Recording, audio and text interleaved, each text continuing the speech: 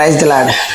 ఈరోజు వాగ్దానం ఒకసారి చూసినట్లయితే 1 తెస్సలోనికీయులకు 4వ అధ్యాయం 14వ వచనం. యేసు మృతి పొంది తిరిగి లేచినని మనము నమ్మిన ఎడల అదే ప్రకారము యేసునందు నిద్రించిన వారిని దేవుడు ఆయనతో కూడా వెంటబెట్టుకుని వచ్చెను.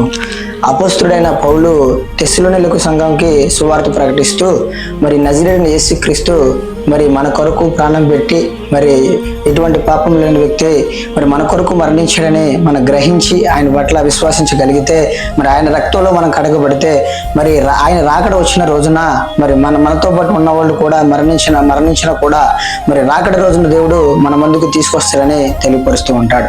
అయితే ఈరోజు మనకు తెలియపరుస్తున్న మాట ఏమిటంటే, దేవుడు ఈ భూలోకంలో మనుషుల మీద ఆధారపడి నశించిపోయిన వాళ్ళు ఉండొచ్చు, కానీ ఈ భూలోకాన్ని సృష్టించిన సృష్టికర్తగా ఈ భూలోక మానవ జాతి కొరకు ప్రాణం పెట్టిన తండ్రిగా మరి నా మీద ఆధారపడిన బిడ్డలు ఏమాత్రం కూడా నశింపరని దేవుడు తెలియపరుస్తున్నాడు. ఆమేన్.